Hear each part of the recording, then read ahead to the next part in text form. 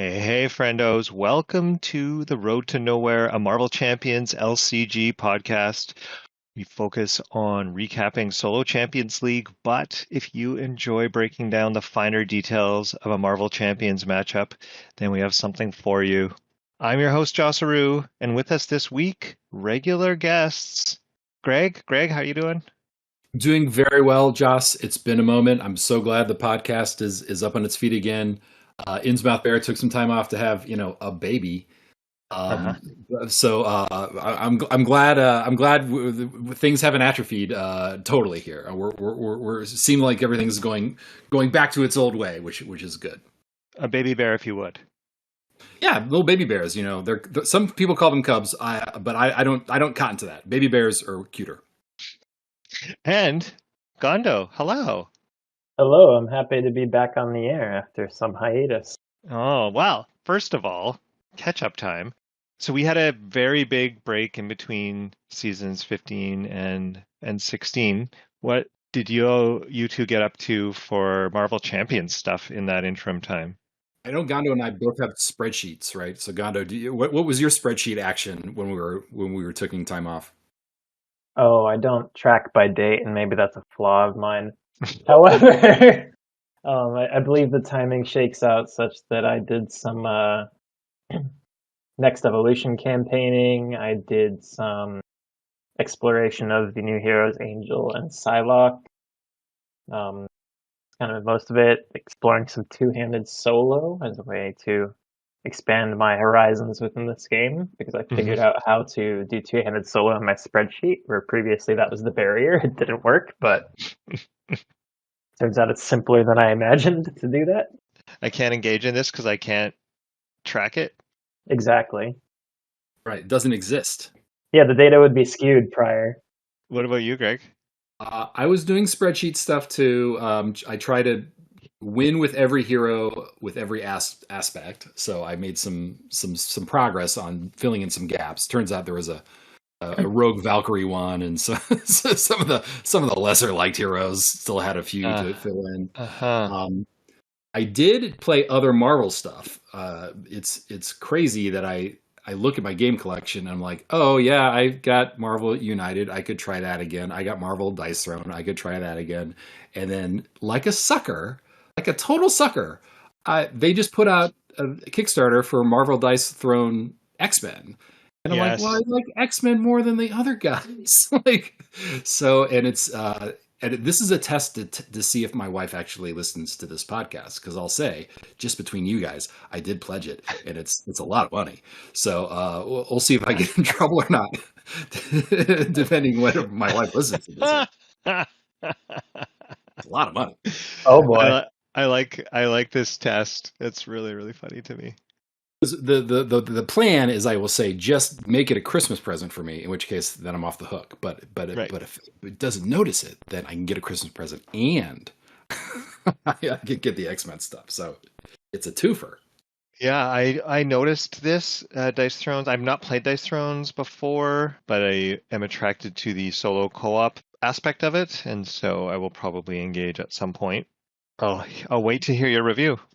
Yeah, with the new Kickstarter, they already have a cooperative like Dice Throne Adventures thing where you play like kind of robots. But with the new Kickstarter, there's like a Marvel specific co-op solo variant that's part of it. That was the attraction of it. It was you get X-Men and you get this.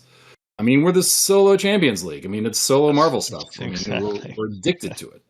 Addicted to Marvel Snap and Midnight Suns, all the Marvel stuff.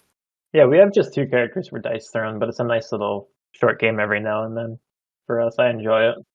It's kind of an underrated game in that it tends to be closer than I expect most of the time when I play Dice Throne. It's battle Yahtzee essentially, right? It's just punch, but it's pretty fun. Appreciate your capsule review. Yeah, my teenage son and I have been playing a lot of Marvel Champions. Actually, we've just been playing a lot. We just switched over and been playing a bunch of Too Many Bones, but we had played through all the villains and all the heroes. I think the totals are really close, so you can introduce somebody to every single hero and every single villain in the game in a single play through all the content. So we had lots of fun and got to know everything, and he's all pumped to go to Con of Heroes. We'll see if his enthusiasm stays high enough to actually go. But we'll cross that bridge later. So every hero, that is a lot of content. Yeah. I don't think it. I don't think it started I don't think it was the break of season 15 to season 16 that we did this entirely in, but definitely did a lot of it during that time. That's impressive. Wow. Yeah, well, enthusiastic teenagers. What are you going to do? I've tried to trick my son into playing, and I said pick your hero, and he picked Doctor Strange, which we all know is very easy to win with. And he seemed to have an okay time. And it's funny, my daughter's boyfriend likes playing a lot of board games, and he likes crunchier games. So we've played like Terraforming Mars and that kind of stuff together. But I keep flirting with saying, we should play Marvel Champions, and he's like, don't like it. Like, but yeah. So just the Marvel thing is turning him off. Right. So I need to nerdy it up. I need to like put mustaches on all of them and say it's a different thing. Do Spirit Island. That one's crunchy. Tell them it's Spirit Island, and then I bring out Champions, and then we all win. Spirit Island has a lot of like costume villains in it. Like, yeah, that's Spirit Island. I also love Spirit Island. The Marvel Champions is what we're talking about, right? Yes, I think so. So we're gonna talk about season 16, round 1, and the things we have is we have Black Widow in all the aspects, and of course in Solo Champions League, basic counts as an aspect, so that the 5-player alliances have something to actually play. Played against Ebony Maw with Ship Command, Black Order, and Bomb Scare. Did I get it all? Yes, and there's a element of which didn't affect this round, but this season there's going to be I think a bit of a story where depending on how you do, you're going to get credits to buff your decks for future rounds, because we're already seeing that in round 2 now. Right. So and this is a Hydra in space, so we're seeing stuff across the first 3 big boxes. Right, and it feels like Ship Command is going to be a part of it throughout, because I guess we're in space, and then Hydra people are showing up. Although did Hydra didn't show up this round, but they definitely show up in round 2. Bomb Scare has some Hydra minions. Oh, there you go. Yeah, that was my job. Yeah, there's a couple Hydra bombers in there. That's right. So a few, but not as much as round 2. It's the breadcrumbs to a larger narrative. So who wants to give us a quick reminder of the Black Widow-ness of it all? I can talk about Natasha Romanoff. She was originally supposed to be played by Emily Blunt, but then that didn't work out. So, sorry, we're not talking about the MCU. We're talking about the actual Marvel Champions. It's been a while, but yeah, she's a fun hero. Her style is built around preparations, and it's the one type of card that there's not a lot of in the kit, but Natasha has 3 different types of preparations in her kit, and then there's other preparation cards from aspects that you can augment. The preparations are basically cards that you kind of lay out there, and they get triggered if a certain thing happens, often on the villain phase. So the 3 that she has in her kit are Acrobatics, which is maybe one of the best named cards in the whole game. Agreed. Which cancels boost icons and then deals them back as damage. So you take less damage and you give it. There's Widow's Bite, which deals damage and stuns minions. And my favorite is Grappling Hook, which flat out cancels treacheries. So your Shadows of the Past or your really bad treacheries can go away. Super good. And then depending what aspect you're playing, you can pull in preparation. I think there's at least one preparation in every aspect.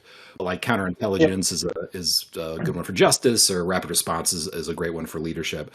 So you obviously add those, and the reason you'd want to do that is because she not only has a kit that gets kind of built around buffing or triggering extra stuff around preparations, and then her actual hero powers and alter ego powers help it. So if you're in hero mode, when a preparation is triggered, you add a point of damage, which can be really helpful.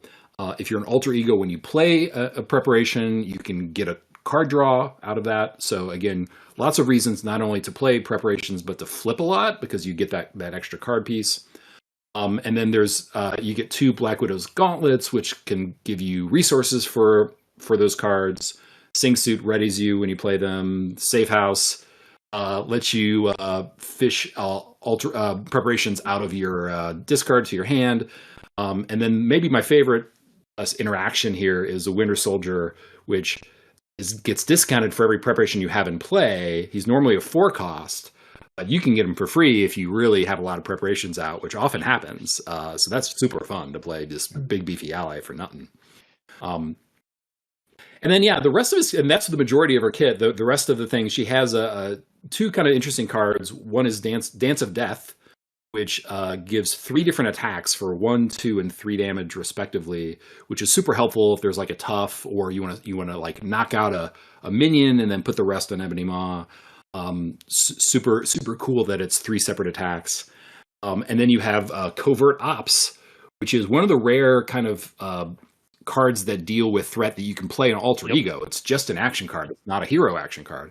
And so it takes off 4 threat and it adds a confuse. So not only is it something you can play in Alter Ego, but it helps you get to Alter Ego without having to worry about popping the scheme. Really fun hero to play. You have to, pilot her in a more deliberate way than an easier hero. But when you do, it's really satisfying. So, Greg, where on your enjoyment list do you think she lives? It's a great question. I think she's probably in the top third. I think we did this on the server earlier this year. We had people kind of rank everyone's heroes, and while we talk, I can maybe try to look at them and see where we put her. Gondo, do you remember where you had her? I was just pulling up my sheet, and I got there. My last ranking of her was 19. 19, okay. So middle of the pack for you. A little bit higher than the middle, but yeah. That was when there were 43 heroes. I think we're up to more than that now. Right. Yeah, and I have not only our entries, but I can tell you, it's the wrong. We'll keep talking. I'll find it, but I think we have what the entire league said. Right. Yeah, I have her in my top 10, but my top 10 is probably 13 or 14 heroes. So that's where she lives. That doesn't seem right. No, it makes perfect sense by the way that I keep track. It's fine. I love her. I have her 19th out of about 40. Okay. So right in the middle, but I'd probably hire her now that I played her a bit. She's fun. You forget how fun she is. Yeah, well, so we had, as we'll see in a little bit, we played her last as a dedicated hero, or she was in leadership. It was leadership, and we got to choose her, but we played her in season 13, I think, last. This is where I really discovered, and Greg, you'll come talk about this a little bit more, but this is where I really discovered how fun the Winter Soldier piece is, and being able to do rapid response and kind of keep on keeping him in play and cycling him and all that sort of fun stuff. What about Ebony Maw? Gondo, are you telling us about Ebony Maw? I believe so. For those who don't know, and I suppose most of you do, he's the first villain of the Mighty Titan Shadow box. I said that wrong on purpose. Burn. Yes, that's an inside joke. But he's one of the few mystic villains. That doesn't matter here, but it could be fun if you're playing Rogue. His main hook is spells. He's got 4 of them. And as you watch the counters tick down, you'll get an increasing sense of dread waiting for the next encounter card to accidentally pop 3 of them at the same time. There's Fireball, which is 4 counters and does 4 damage to your identity. There's Rubble Storm, which is 3 counters and does 2 damage to each character you control, aka the worst one. Manipulation, which is 2 counters and you discard 1 and confuse. Pacification, which is 3 counters and exhaust all upgrades and stun. Most of his other encounter cards interact with these spells by damaging you based on how many you have, removing counters from spells, maybe finding another one if you don't have any. So basically just ways to accelerate you and punish you for having spells in your play area. There's another one that's restrained, which exhausts your highest attack character and prevents from readying until you spend resources. And there's a couple side schemes which ask you to take damage or make the crisis threshold higher. Yeah, I think we mentioned this previously because I think we've talked about Ebony Maw. We obviously have played him in the league. He has the hooks of one of the overarching things that all the baddies have in Aeon's End, which is a cooperative deck builder. It's kind of this thing shows up on the board and there's a countdown timer that you're watching. Unlike Aeon's End, you have no opportunity to get rid of these spells. At Aeon's End, you sometimes can spend a crap ton of resources to get rid of them, but I do really like that thing, and I actually kind of hope it's a thing they do explore a little more in this game. I like seeing those things coming from a distance. Yeah, it's an interesting way to interact with the game that feels unique to Ebony Moss, so that makes him pretty fun and fresh when you go and play him after a while. The big knock on him, because I actually do overall quite like him as a villain, but I think the big knock on him is that 4 players, if you're playing on expert, you just kind of exhaust all the spells and you never see anymore. So a lot of the things you kind of bump up against, some of the weird choices they made when it's solo or 4 player, you really see weird limitations. But at 2 or 3 players, I think he works really well. Yeah, and it's interesting. This is one where I've had a couple of games where Fireball has been like stacked one after the other, and so like you can die in this game, in this scenario for sure, because of just getting a bad draw of Rumblestorm or Fireball, and not having the ability to sort of easily flip to mitigate and heal some of it, because healing isn't very common. So yeah, especially if you're not playing protection, where you can get things like Tufts or healing easily. It's you're playing with fire, and so you want to try to finish the scenario as quickly as possible for the counter piece of it. I've definitely died to double Fireball, Rumblestorm, all triggering on the same turn. Right. Yeah, that's definitely happened to me before. Rocket has 9 health, similar to Black Widow, but Rocket does not do well against the double Fireball. I think a pretty fun design. I think there's some limitations. A lot of the rest of his kit is pretty mediocre, so yeah, he has a little bit of a spooky main scheme for Solo Champions League, in that it's 6, and he always has at least 2 schemes. So if he ever does scheme, you're kind of really scared when you're flipping over that boost, because it could be a 3, and then you had really no say in flipping over to main scheme too. Yeah, exactly.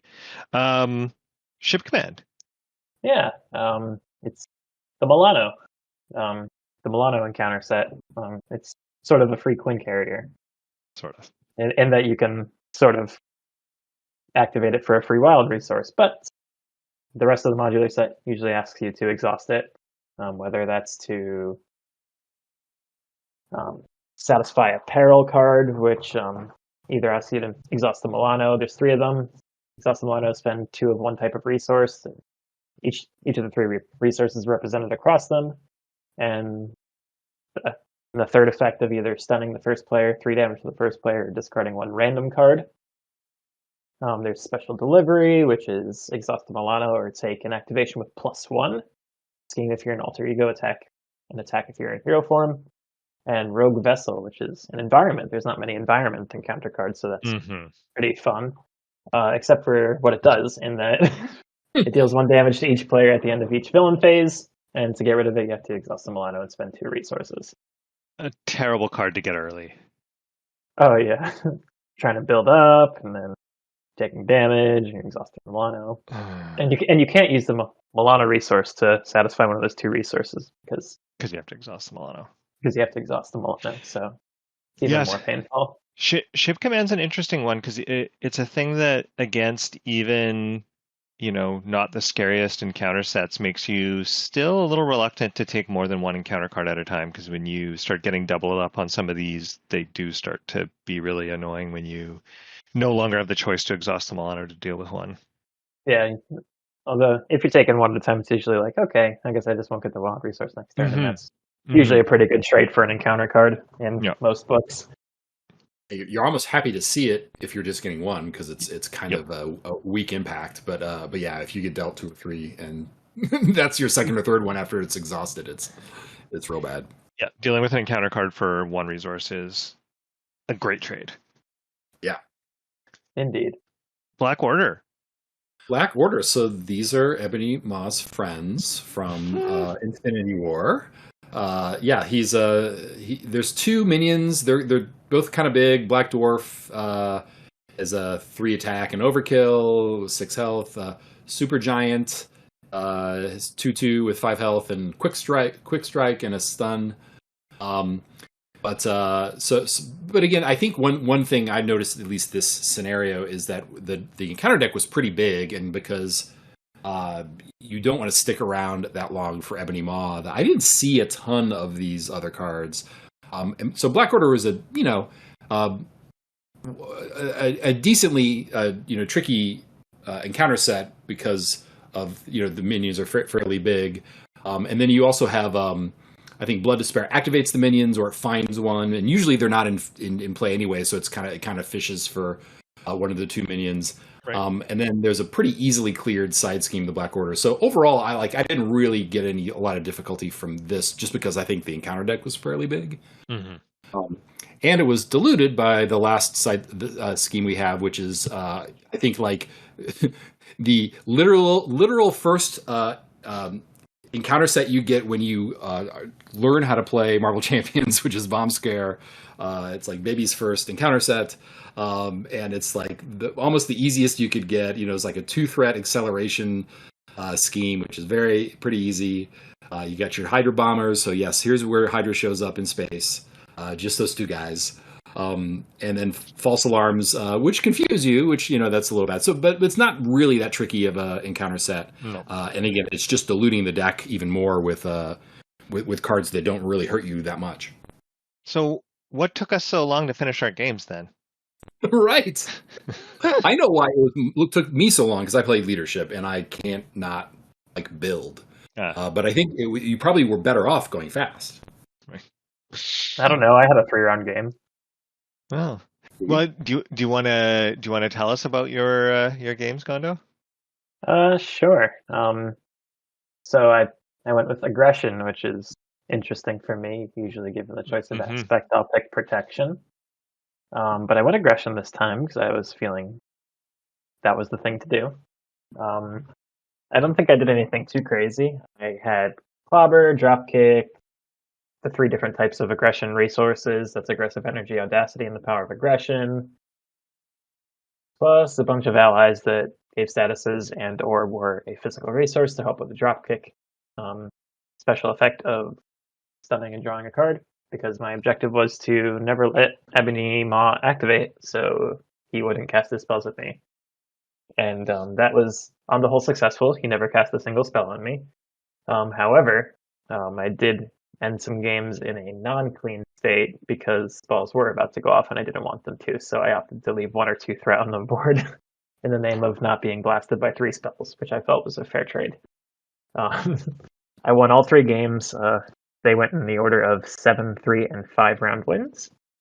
And game 3 was actually a 5-round clean board, which is pretty exciting, but the 7 and 3-round games were not. Well, I mean, you did pretty well. You didn't finish top 3, but are you even maybe the 4th in aggression this past round? I honestly you might have been parse that. Or maybe 5th. Anyway, you did pretty well. It's pretty good, pretty solid score. Yeah, I was pretty content with it. Greg, what about you? So I took advantage of the fact that round 1 doesn't really impact your season score that much. Listen to this guy.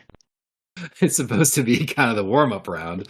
So there was a fun. I don't think I'd played it before, but it was a Black Widow kind of sneak attack leadership deck, and the sort of bit of it is because sneak attack isn't a card I play a whole lot. It sort of lets you basically enter a really expensive ally for cheap, but then you have to discard the ally at the end of the phase. But there's a lot of allies that have interplay effects, so it doesn't even need to be revealed. Like Nick Fury still used to get the 3 cards from that. You get the stun for Mockingbird. Rhea Hill you can also draw a card for. So I was trying to use that. And then when they're out, if you have things like Command Team, you can get a couple uses out of them before they leave. Especially if you can get big old chunky Dum Dum Dugan out and get him to swing a couple times. That's pretty satisfying. Mm-hmm. And there was kind of a mini shield build to it as well, because Black Widow is technically shield on alter ego side.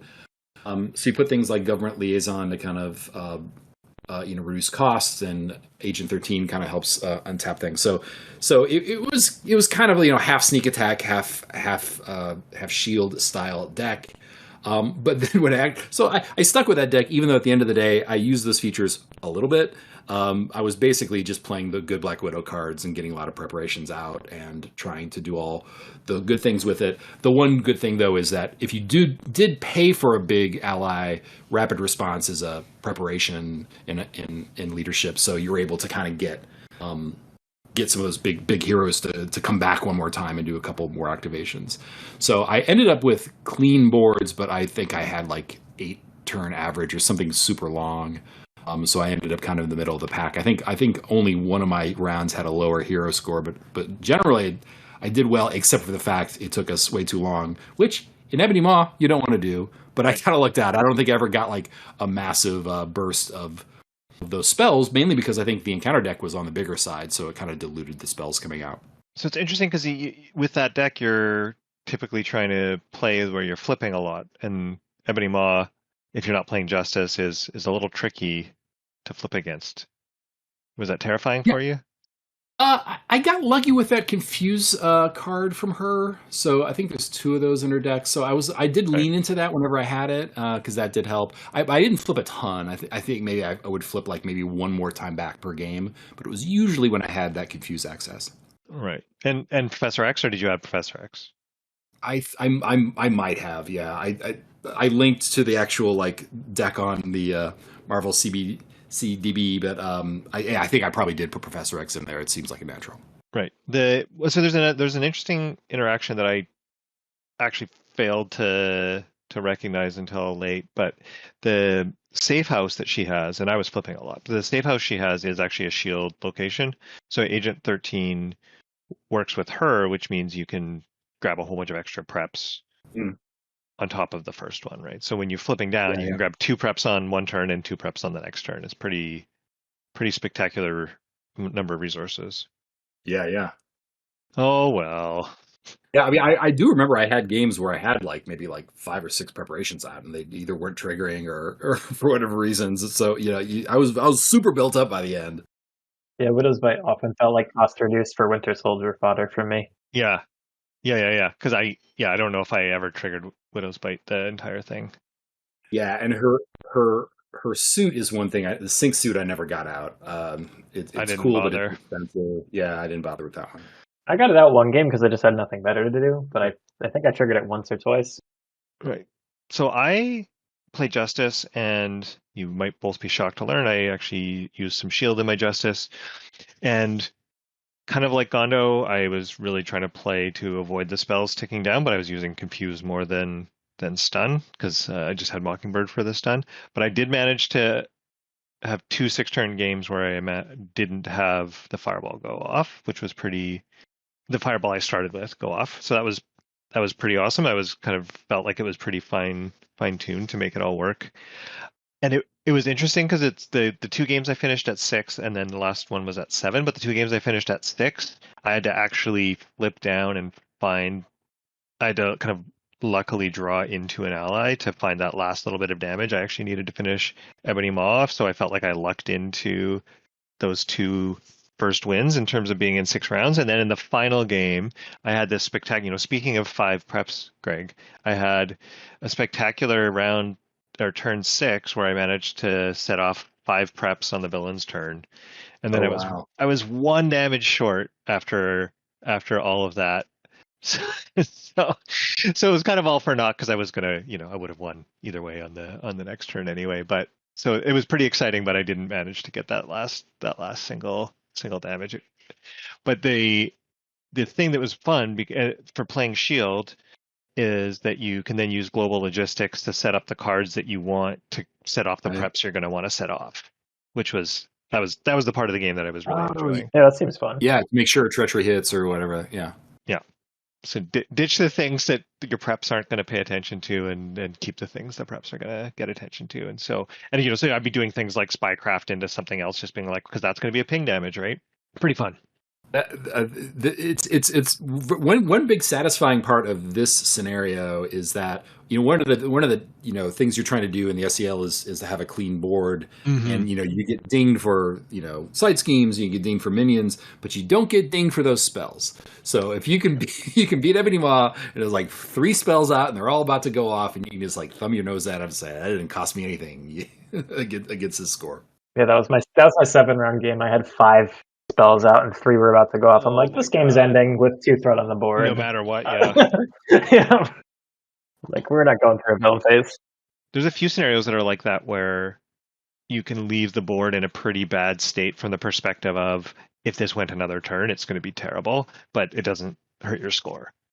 Yeah, it's so fun when you can pull that off. It's kind of like what you were talking about before. It's like when in round 2, I think I ended a game where I was able to flip into alter ego, heal, and then have an ally finish the villain off, and that's always fun Right. too because it's Yeah, like yes. just gamifying. Let's look at the overall results. By percentages, 38% played Justice, 27 Aggression, 18 Leadership, 14 Protection, and 3% Basic, which I think based on the number of people we had, that was just 2 people. So we had a generous rounding up to get to 3 there. In terms of approval rating, for those of you who need a bit of a reminder, approval rating combines both the performance from things like our number of turns, the however much health is left on the villain side, however much health is left on the hero side, how much threat is left on schemes, and then some mystic dark art formula to make it so it's kind of roughly even between all the choices the players had, which in this case was aspects. Basic, for the first time ever, finished last. Shocked. Unbelievable. Unbelievable. Protection finished first. Well, there wasn't any spider people, or I guess shield could have. You can kind of squeak by a shield deck with basic, but I'm thinking like those classic spider or guardians where basic becomes a very viable option. Yeah.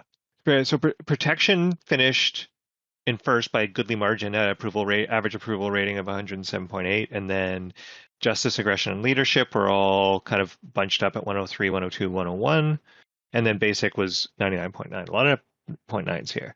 But anyway, so the protection kind of cleaned up, and that was the round you decided to abandon your baby, Gondo.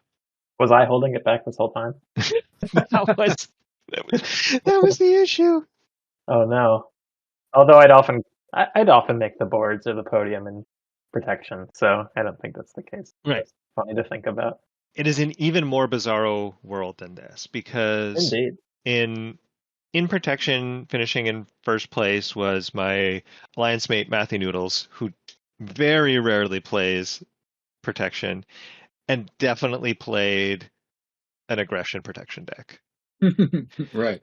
It had triple fighting fit and status. I mean, it looked like a aggression stunlock deck. 10 allies. I'm going to just kind of comment on the player side schemes because about half the people maybe included player side schemes. So it's, this is a new thing that showed up this wave, and it's interesting to pay attention to how much people are trying to include them or not include them. No player side schemes. Protection only has a tough one, right? Protection is probably the one where it's less valuable. Although there's a couple good basic ones, I guess, anyone could use. Yeah, and there's another one coming up in protection, actually. I don't know if it's been previewed or not. There's one that came out with Angel, but I don't know if that was in time for this round. Right. In second, coming out of the training grounds, we had TJJJ. Now, any takes on how someone might say this? That's my first instinct. Is there a B in the call? Wah. Oh, sorry. When I see this, I think of it like a Twitter handle that's the real J. Jonah Jameson. There you go. That's what I see. So Sure. The J. Jonah Jameson is how I see it. May or may not. I've always just read TJJJ in my mind. Okay.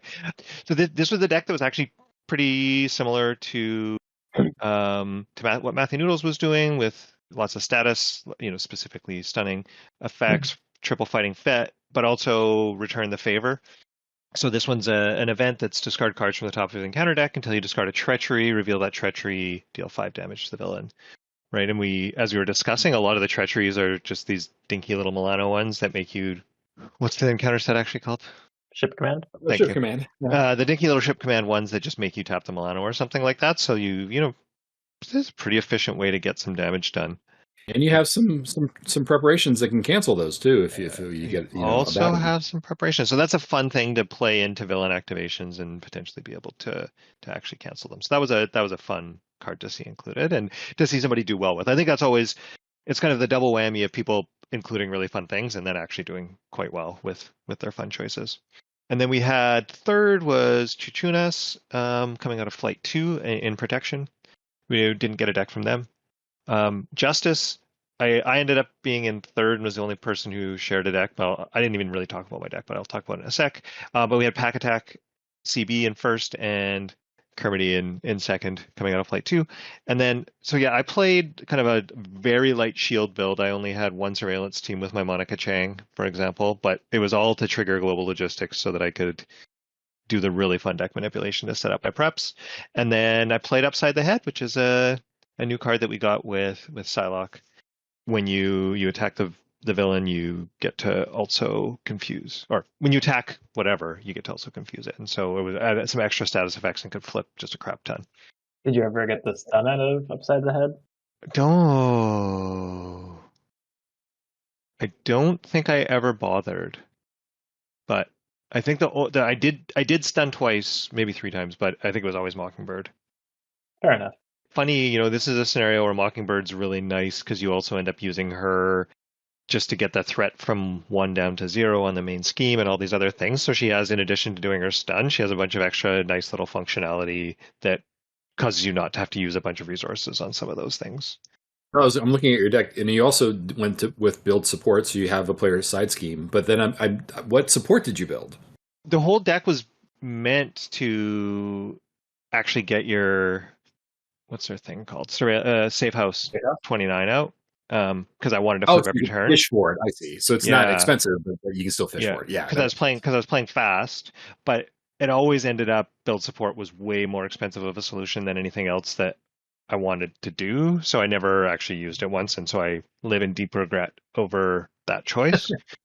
But that's fine, you're just allowed to do that. I would probably replace that either with Float Like a Butterfly, which is another one of the new cards that came with Psylocke, and is one that's when a character you control attacks a confused enemy, increase the amount of damage from that attack, that attack deals to the enemy by 1. So once you confuse the enemy, you can then really swarm them.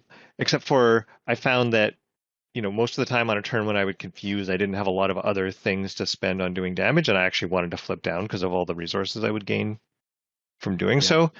So I don't know if I would do that. Maybe I'd do Agent 13 and try to get Safe House, just get way more resources out of Safe House. I don't know.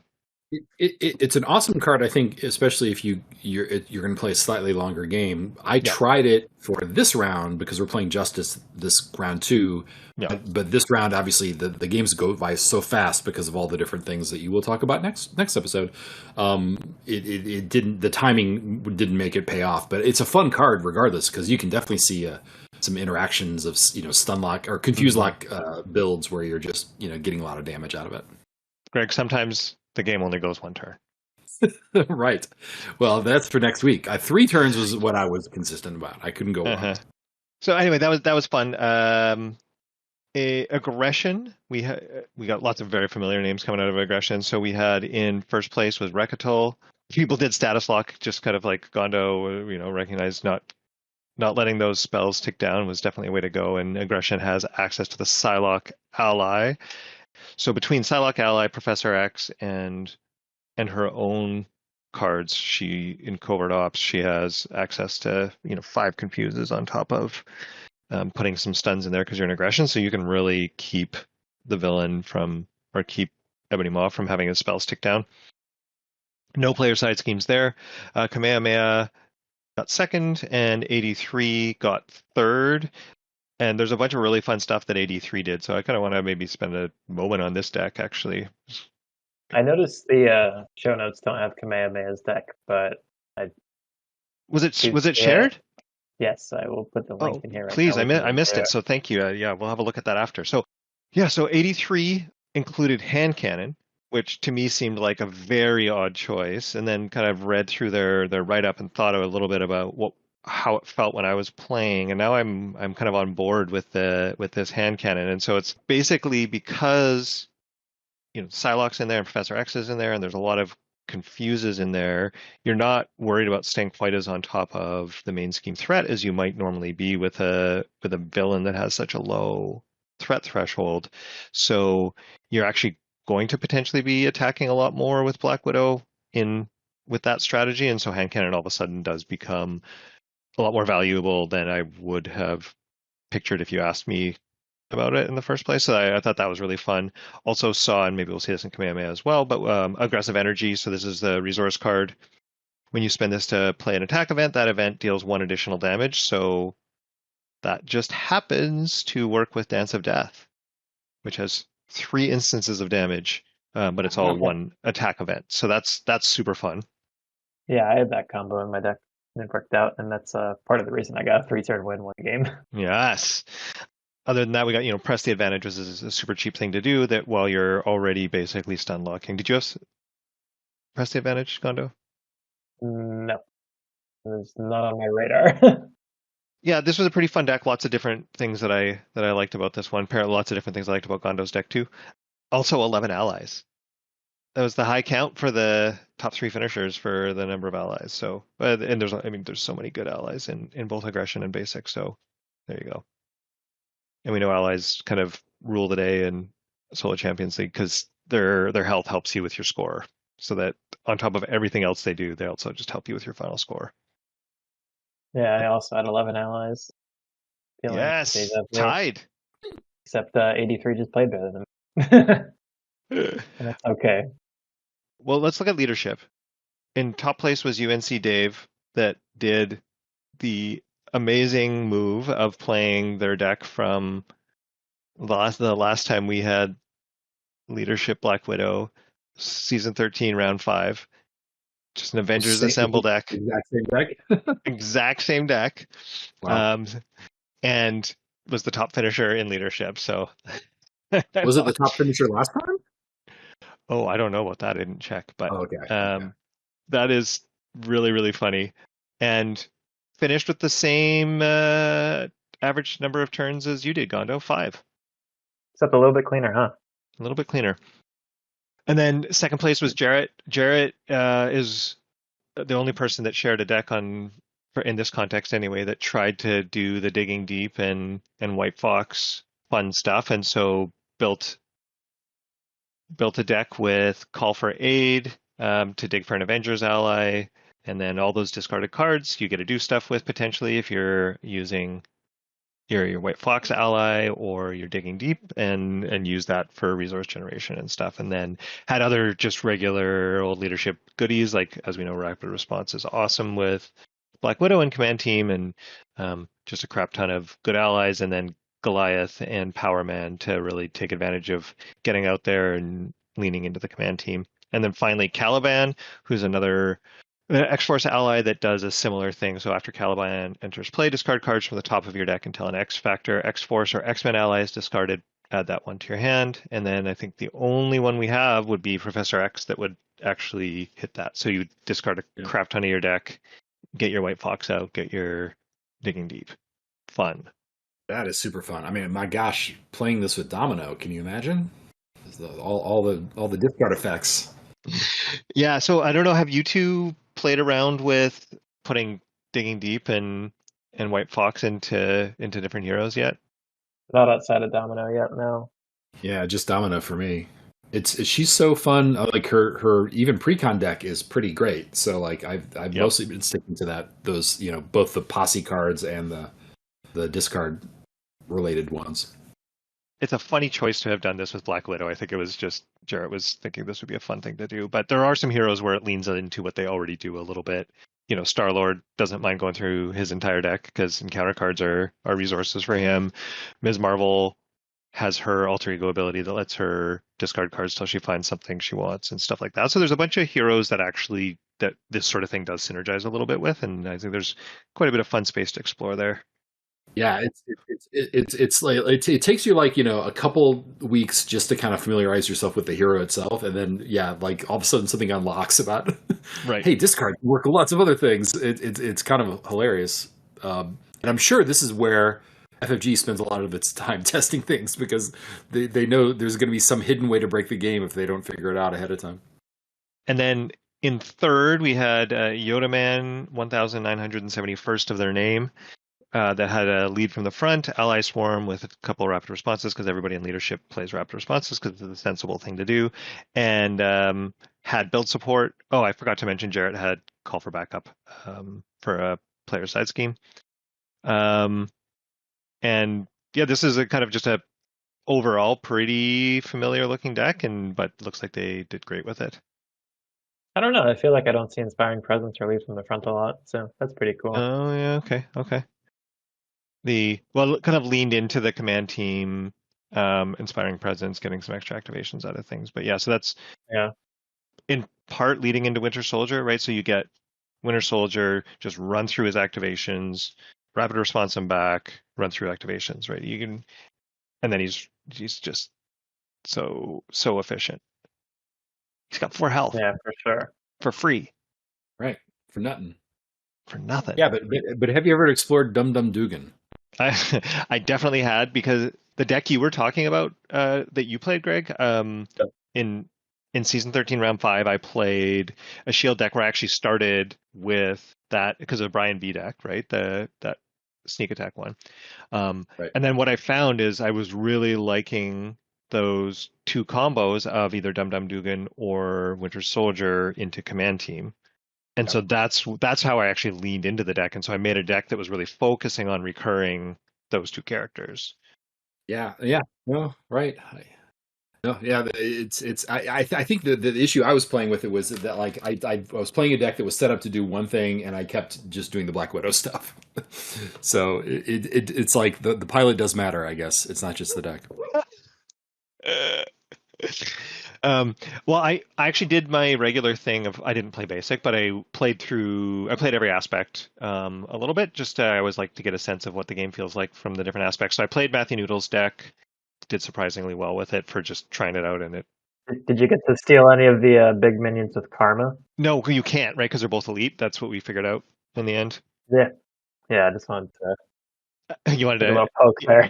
you wanted to noodle me and Matthew Noodles, needle me. I think I actually managed to hit Fighting Fit, which is, non-trivial because you do have to actually be at maximum health. So to make good use of it anyway. And then I played Leadership. I just kind of brought back that deck that I had played before, but I also brought in Call for Backup, which is one of the new player side schemes, and made a few other little tweaks, and that was really fun. But because the whole deck was so focused on still wanting to flip a lot, and Ebony Maw is crappy to flip against if you don't have good access to Confuse, I didn't end up sticking with that one.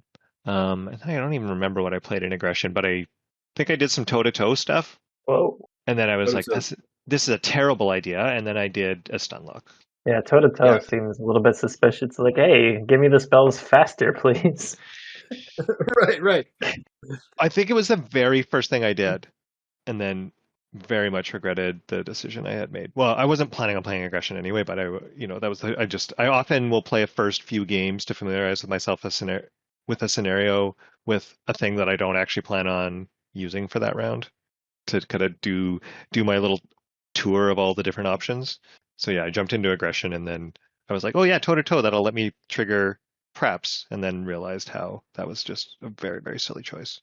Yeah, because we alluded to this, but the reason you're seeing so much stuns and confusing is that Ebony Maw's countdown that's the only way to hold off the countdown is by not making him activate. No. Yeah, so the mini game was making it to the end without having had the initial spell that came out go off. Oh, right.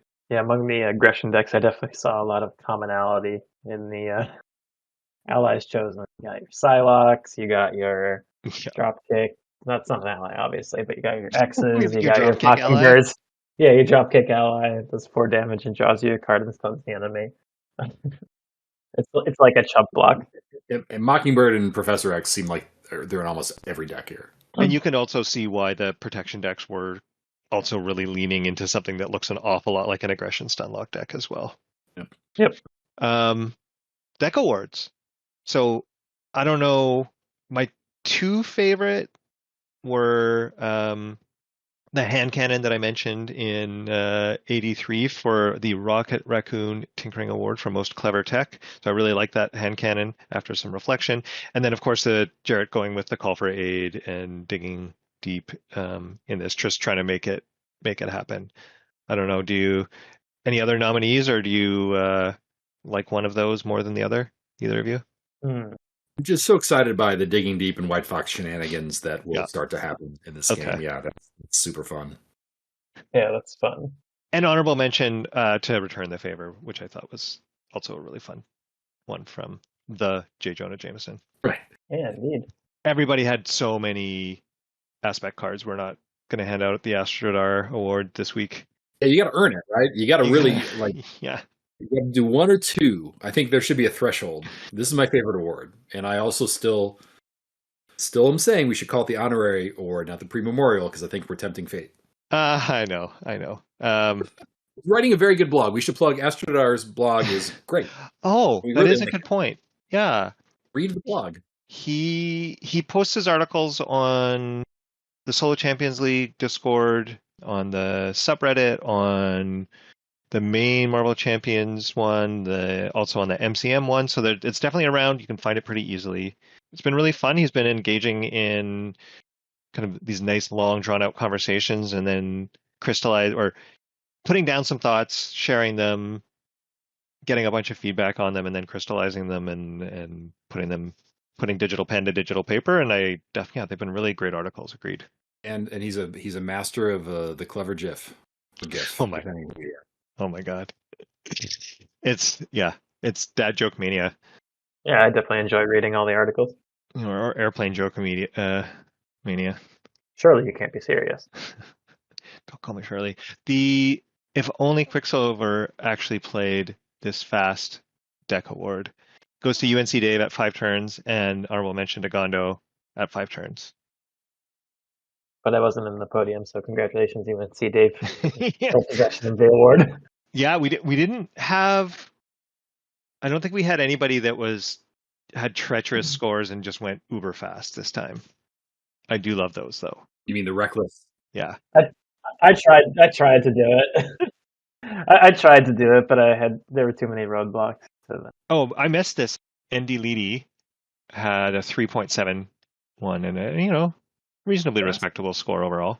A little bit messy. It's a little bit messy, but that's the fun. That's the fun thing, right? These people who have these like awesomely fast rounds, and just remind me of my very silly self.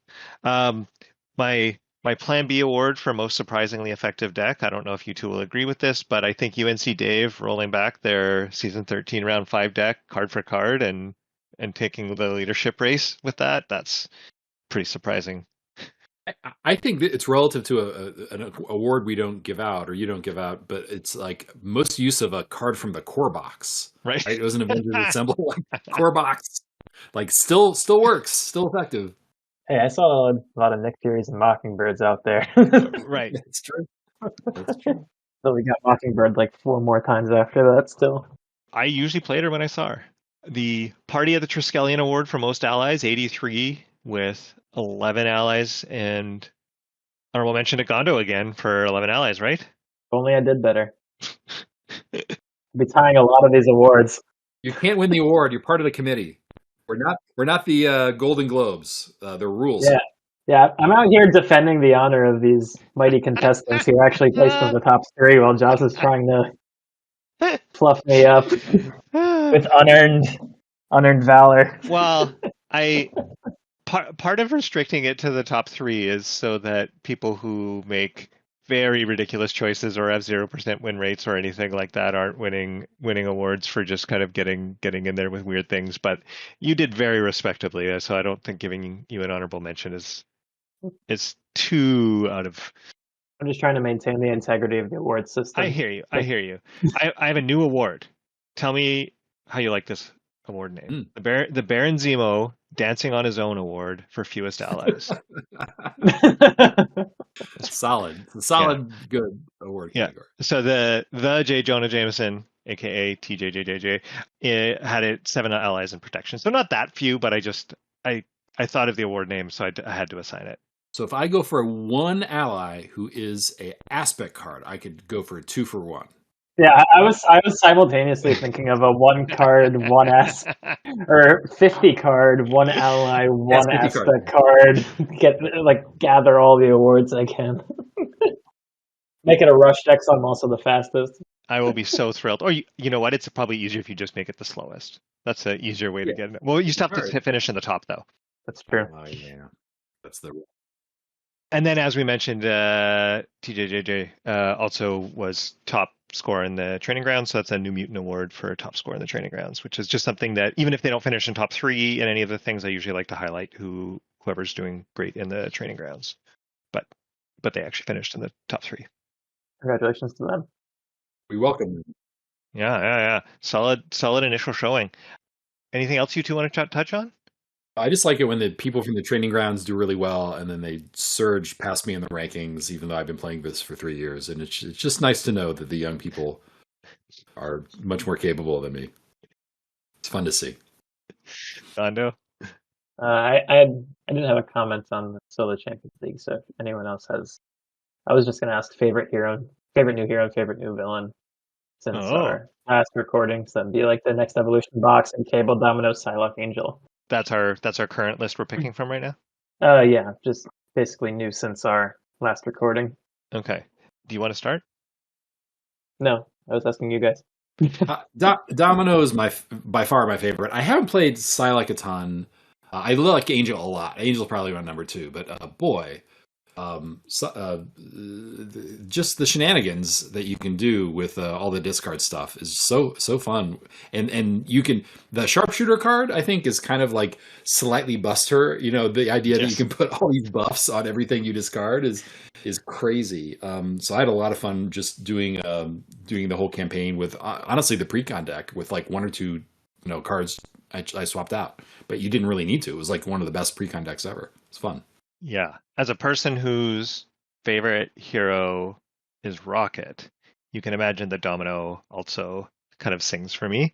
I do absolutely love Domino, and I actually quite love Psylocke as well. And I think the other 2 new heroes of the list are also quite fun. So not even to diminish the other 2, I actually think all 4 are really fun. But Domino is just, oh my gosh.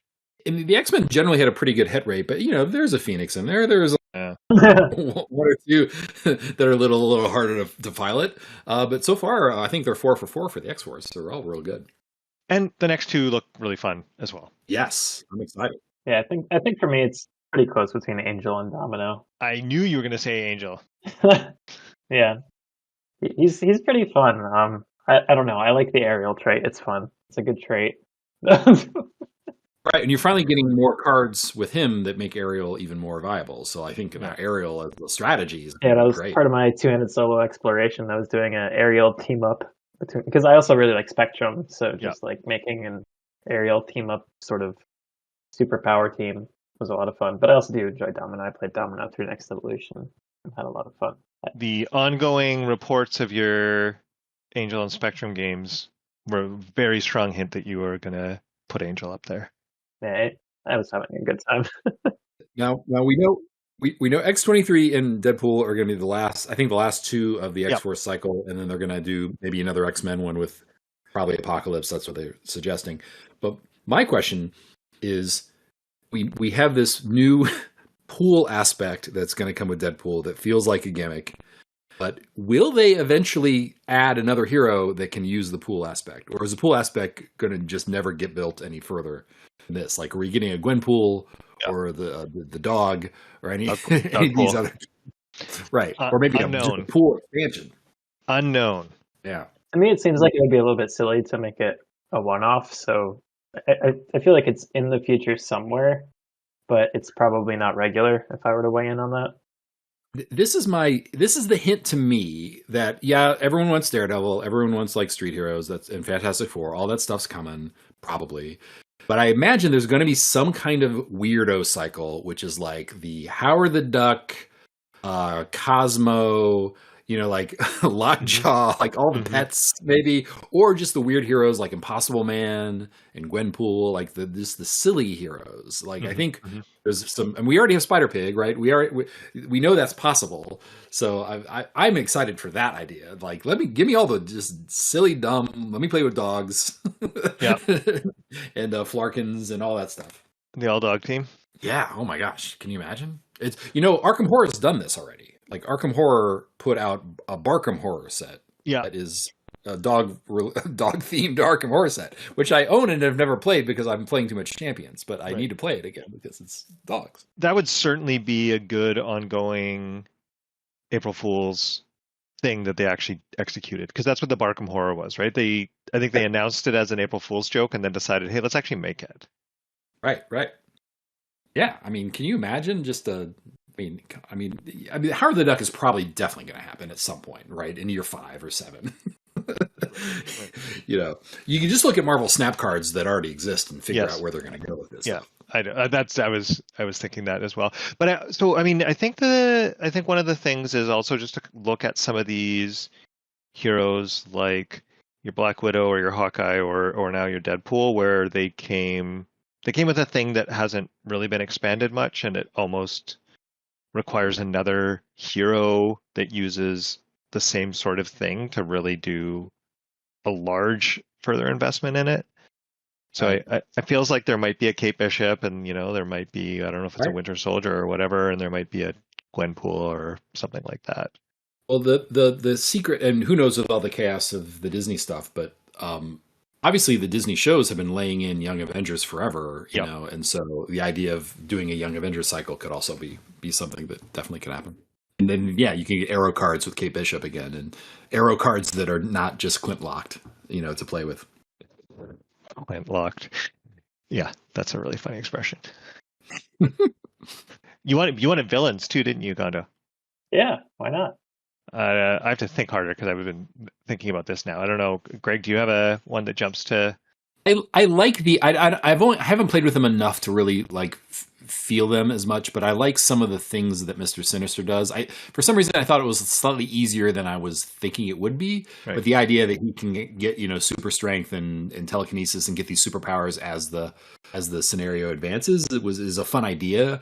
I don't know if again I've only played on standard, so maybe on expert it's a little more challenging. But I was able to kind of finish those pretty easily. But the concept behind it is cool and very on theme. Very on theme. I definitely like the Mr. Sinister scenario, and with the right villains from the first 2 ones, I actually also quite like those because some of them are pretty darn tough, but you sometimes just kind of go through the easy ones. Yeah, I can see that. I also like Juggernaut in his own way because it's like you don't have a scheme loss condition per se. There's a little mini game with the helmet. I found that pretty fun, honestly. You get also, as a protection player, you get some nice big chunky attacks to deal with. Theme integration is something I really adore when they do it right. So Juggernaut was really good on that because it is always about getting the helmet off in the comics. So that worked great. Yeah, it was more just he's pretty susceptible to confuse. So you have to set things up so that's not. You either have to have some self-control, or you need to actually put some things in there that make it so you can't just always confuse him. But he can one-shot kill you, though. There is that card in there. What it's called? Rampage. Because he can, And Cable can also get one-shot killed in any scenario because of his Nemesis set. Oh, right. Yeah, that's right. Tough time at the Cable office. Gondo, what's yours? It's tough for me between Juggernaut and Mr. Sinister because I do enjoy Mr. Sinister's the main scheme isn't it feels a little bit different. Like he's powering up, and then you actually have him at his final stage in sort of like a different way of progressing villain stages, if you will, which I think is interesting. And Juggernaut for the reasons mentioned before. But I'd say those 2 are probably my favorite out of the box. I think the general feeling is the box is kind of relatively easy overall, kind of in comparison to other villains at the same kind of spot within their boxes.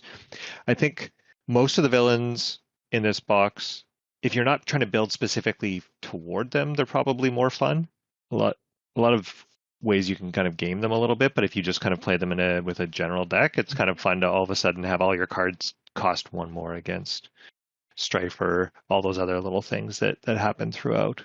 I did not like having all my 0-cost cards cost 1 in Strife. Right. So, but this is my exact point, right? That you wouldn't, because you did not build toward that. So, Yeah, we kept our decks the same through the whole campaign, pretty much. I think I made one small change in mine after the first scenario, just because I didn't like the inclusion of, I think, like, one of the cards, so I swapped out 3 copies for 3 copies of a better card. Right. But that was it. The comic nerd purist in me thinks that Strife is just a silly villain that Rob Liefeld made, and I think that have him be the anchor is just dumb. It should be Mr. Sinister who's the anchor. He's much cooler. He really likes capes. If you're reading the current X-Men comics, he is delightful. He's one of the most fun characters in the whole Krakoa era. And Strife is just like, I'm Cable also. Like Strife. Come on, guys, we can do better than Strife. I will defer to your expertise because my comic reading is very haphazard. So I'm not a fan of like 90s extreme comics where all the sort of like extreme X-Force stuff came out of. I like my basics. I go Lee and Kirby stuff, and then the Krakoa stuff. Just another plug. If you read comics, the X-Men books are so good right now. I mean, they're just a lot of fun. Well, thank you both.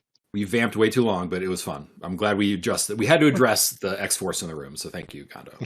Yeah, no problem. It was an excellent discussion. Wow, you're on fire today. I saved up a lot of puns over the month. Yes, well, this is what happens when you don't have a season where you're interacting with everybody the whole time, right? Yeah. When's the next one we're doing here? Like what, 7-8 months from now? When are we coming back on? Yeah, I don't know. We'll see.